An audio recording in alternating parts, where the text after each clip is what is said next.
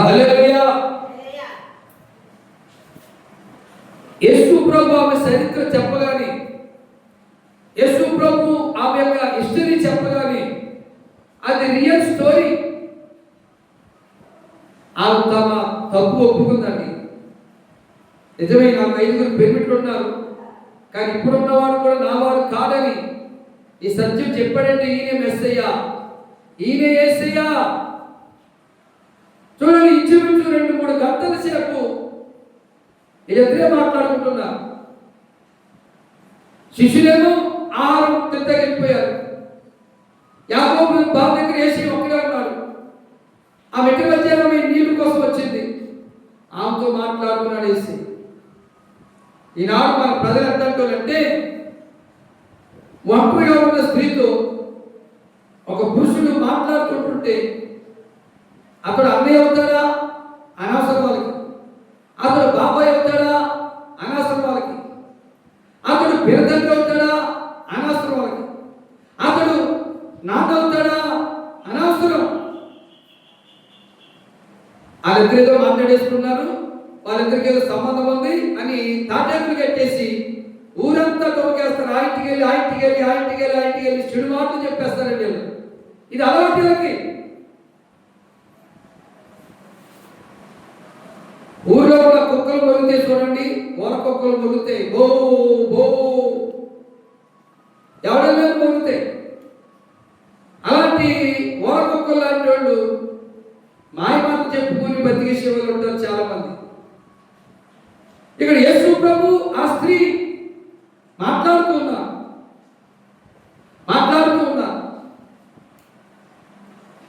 యేసు ప్రభు ఉన్న విషయాలు చెప్తూ ఉన్నారు. ఆమెకు అర్థమైపోయింది, ఈయనే మెస్సయ్య, ఈయనే క్రీస్తు. అర్థమైపోయి యేసు ప్రభు దగ్గర ఆ కొండలు వదిలేసి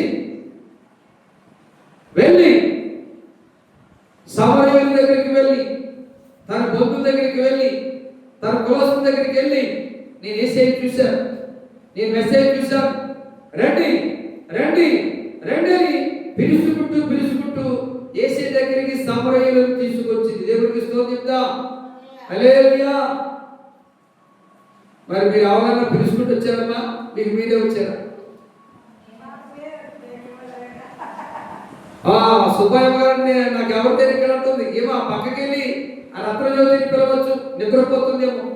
ఆ పక్కకి వెళ్ళి రాహేలమ్మని పిలవచ్చు, నిద్రపోతుందేమో. లేక టీవీ పెట్టుకుని సీరియల్ సినిమాలు చూస్తుందేమో మాకు తెలియదు. లేక ఏ ఊరు వెళ్ళిందో మాకు తెలియదు. ఉన్నారా? వెళ్ళాలి కదా, వెళ్ళాలి. ఏ సమరస్త్రీకి ఏ పని అండి?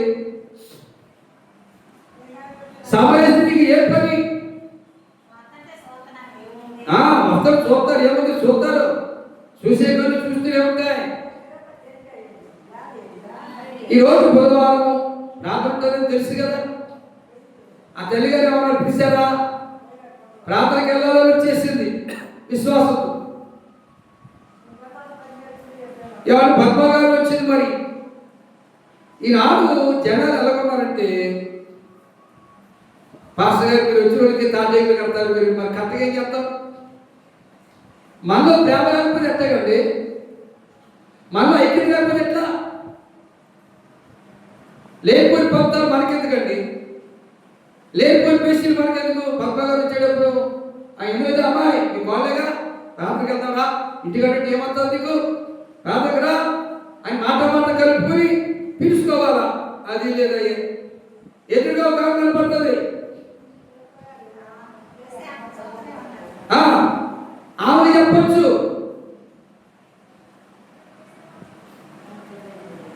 భోజనానికి వెళ్ళాడు బాగా, అమ్మాయి అలా మంచి భోజనాలు పెడుతున్నారట. అయిపోతే అమ్మాయిని తీసుకురా, నేను ఇంటికి తీసుకొస్తాను పద్మగా. మనవడి వెనకాల తీసుకొచ్చేస్తాను. ఎవరన్నా ఎదుగుతున్నారంటే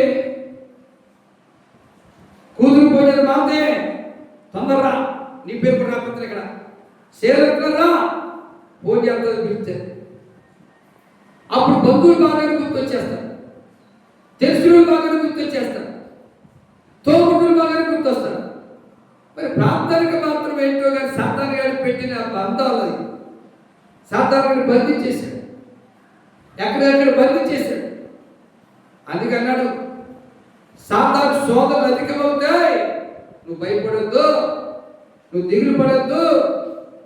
సాతాను గారు పన్నాగాలు పన్ని, కుట్ర పన్ని రకరకాలుగా శోధిస్తాడు, ధైర్యంగా ఉండు అన్నాడు. దేవునితో చెప్పండి, ధైర్యంగా ఉండు. విశ్వాసంతో ప్రార్థన చేస్తే సాతాను సంఖ్యలని తెచ్చేస్తా. విశ్వాసంతో ప్రార్థన చేస్తే సాతాను బంధకాన్ని తెచ్చుతా.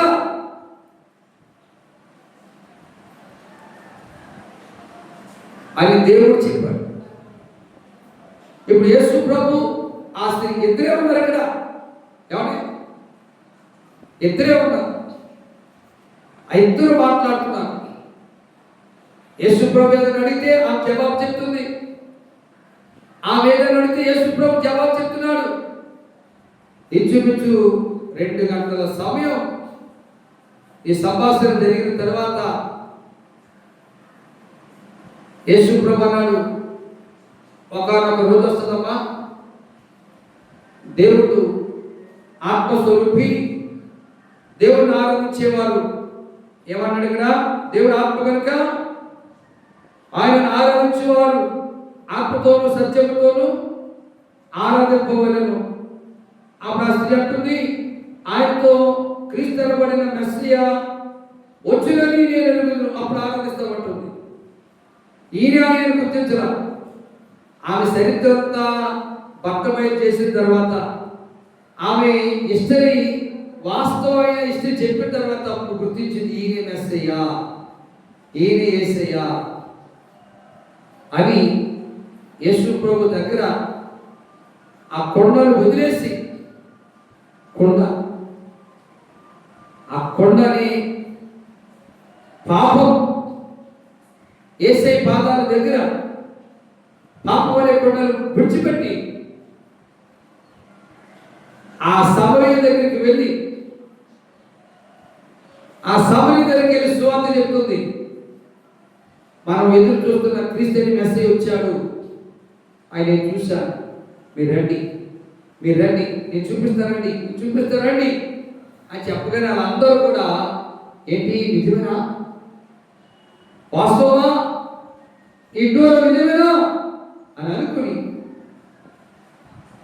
అందరూ కూడా ఆ తలుపులకు తాళం వేసి ఆ సమరయ స్త్రీ అరగాలి వచ్చేసారు.